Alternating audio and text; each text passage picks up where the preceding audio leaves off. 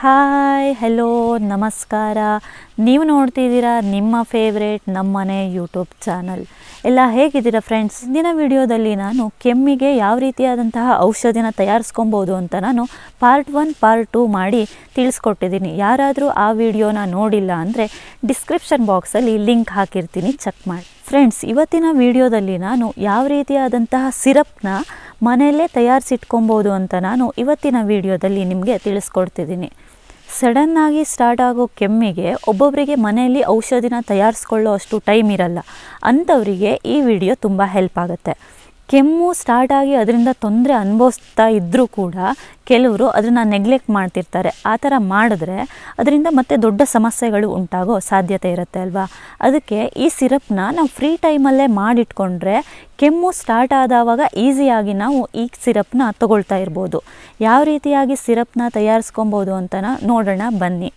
ಅದಕ್ಕೂ ಮುಂಚೆ ಯಾರೆಲ್ಲ ನನ್ನ ಚಾನಲ್ನ ನೋಡ್ತಿದ್ದೀರೋ ಲೈಕ್ ಮಾಡಿ, ಶೇರ್ ಮಾಡಿ, ಹಾಗೆ ನನ್ನ ಚಾನಲ್ಗೆ ಸಬ್ಸ್ಕ್ರೈಬ್ ಆಗಿ ಪಕ್ಕದಲ್ಲಿರುವ ಬೆಲ್ ಐಕಾನನ್ನು ಕ್ಲಿಕ್ ಮಾಡಿ.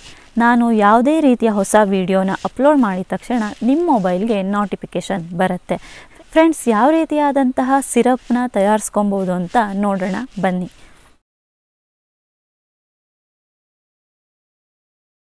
ಫ್ರೆಂಡ್ಸ್, ಮೊದಲನೇದಾಗಿ ನಾನು ಹಸಿ ಶುಂಠಿಯಿಂದ ಸಿರಪ್ನ ಹೇಗೆ ತಯಾರಿಸ್ಕೊಬೋದು ಅಂತ ತೋರಿಸ್ಕೊಡ್ತಿದ್ದೀನಿ. ಬನ್ನಿ ನೋಡೋಣ ಯಾವ್ಯಾವ ಇಂಗ್ರೀಡಿಯೆಂಟ್ಸ್ ಬೇಕು ಅಂತ.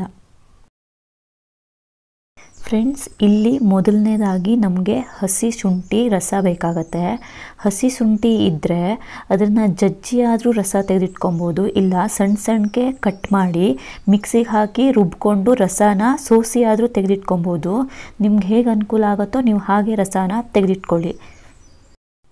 4 ಕಪ್ ಶುಂಠಿ ರಸ ಬೇಕಾಗತ್ತೆ. ಅದ್ರ ಜೊತೆಗೆ 250 ಗ್ರಾಮ್ ಕಲ್ಲು ಸಕ್ಕರೆ, ಕೆಂಪದಾದರೆ ತುಂಬ ಒಳ್ಳೆಯದು. ಹಾಗೆ 1 ಚಮಚ ಜೇನುತುಪ್ಪ,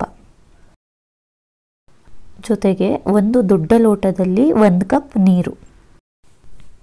ಈ 4 ಇಂಗ್ರೀಡಿಯೆಂಟ್ಸಿಂದ ಯಾವ ರೀತಿಯಾಗಿ ಸಿರಪ್ನ ಮಾಡೋದು ಅಂತ ಹೇಳ್ತೀನಿ.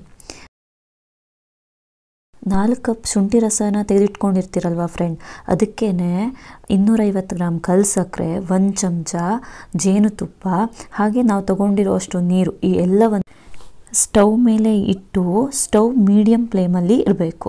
ಆ ಮೀಡಿಯಮ್ ಫ್ಲೇಮ್ನಲ್ಲೇ ಇಟ್ಕೊಂಡು ಎಳೆ ಪಾಕ, ಅಂದರೆ ಬೆಲ್ಲ ಎಲ್ಲ ಇರುತ್ತಲ್ವ, ಆ ಥರ ಎಳೆ ಪಾಕ ಬರೋ ತನಕ ಅದನ್ನು ಕಾಯಿಸ್ಕೊಬೇಕು. ಎಳೆ ಪಾಕ ನಿಮಗೆ ನೋಡೋಕ್ಕೆ ಗೊತ್ತಾಗಿಲ್ಲ ಅಂದರೆ ನೀವು ಮಾಡಿರೋದನ್ನು ಚಮಚದಲ್ಲಿ ಎತ್ತಿದ್ರೆ ಅದು ಕೆಳಗಡೆ ಅಂಟಾಗಿ ಬೀಳ್ತಾ ಇರಬೇಕು. ನೀರು ಥರ ಬೀಳೋದಾಗಲಿ ಅಥವಾ ಕಟ್ಟಾಗಿ ಬೀಳೋದಾಗಲಿ ಆಗಬಾರ್ದು.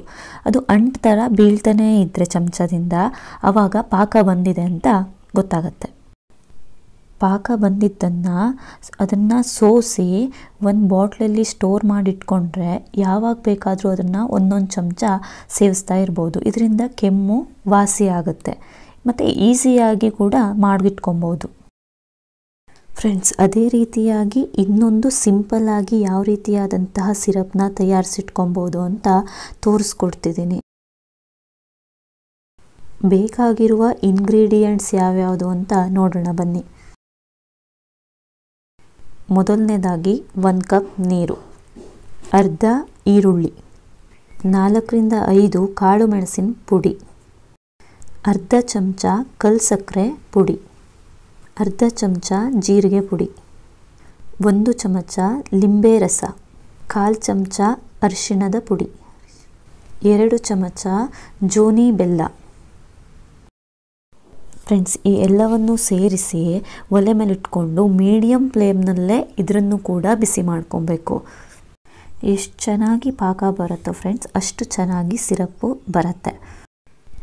ಚೆನ್ನಾಗಿ ಪಾಕ ಬಂದ ನಂತರ ಅದನ್ನು ತಣಿಸಿ ಸೋಸಿ ಒಂದು ಬಾಟ್ಲಲ್ಲಿ ಸ್ಟೋರ್ ಮಾಡಿ ಇಟ್ಕೊಂಡ್ರೆ ಈಸಿಯಾಗಿ ನಾವು ಕೆಮ್ಮು ಸ್ಟಾರ್ಟ್ ಆದವಾಗ ಔಷಧಿನ ತೊಗೊಬೋದು. ಎಲ್ಲಾದರೂ ಹೋಗಬೇಕಿದ್ರೆ ಎಲ್ಲ ಈಸಿಯಾಗಿ ಇದನ್ನು ತೊಗೊಂಡು ಹೋಗ್ಕೊಂಡು ಇಟ್ಕೊಬೋದು. ಎಷ್ಟು ಈಸಿಯಾಗಿ ಯಾವುದೇ ರೀತಿ ಖರ್ಚು ಇಲ್ಲದೆ ಡಾಕ್ಟರ್ ಮೆಡಿಕಲ್ ಅಂತ ಅಲ್ದಾಡೋದಿಲ್ಲದೇ ಮನೆಯಲ್ಲೇ ಎಷ್ಟು ಈಸಿಯಾಗಿ ಸಿರಪ್ನ ರೆಡಿ ಮಾಡಿಟ್ಕೊಬೋದು ಅಂತ. ಕೆಮ್ಮು ತುಂಬ ಅತಿಯಾಗಿ ಬರ್ತಾ ಇದ್ದರೆ 4 ಗಂಟೆಗೆ ಒಂದೊಂದು ಸತಿ 1 ಚಮಚ ಸೇವಿಸ್ತಾ ಬಂದರೆ ಕೆಮ್ಮು ವಾಸಿ ಆಗುತ್ತೆ. ನೋಡಿದ್ರಲ್ಲ ಫ್ರೆಂಡ್ಸ್, ಎಷ್ಟು ಈಸಿಯಾಗಿ ಸಿರಪ್ನ ರೆಡಿ ಮಾಡಿಟ್ಕೊಬೋದು ಅಂತ. ಐ ಹೋಪ್ ಈ ವಿಡಿಯೋ ನಿಮ್ಮೆಲ್ಲರಿಗೂ ಇಷ್ಟ ಆಯಿತು ಅಂತ ಅಂದ್ಕೊತೀನಿ. ಇಷ್ಟ ಆದರೆ ಲೈಕ್ ಮಾಡಿ, ಶೇರ್ ಮಾಡಿ, ಹಾಗೆ ಸಬ್ಸ್ಕ್ರೈಬ್ ಮಾಡಿ. ಮುಂದಿನ ವಿಡಿಯೋದಲ್ಲಿ ಮತ್ತೆ ಸಿಗೋಣ. ನಮಸ್ಕಾರ.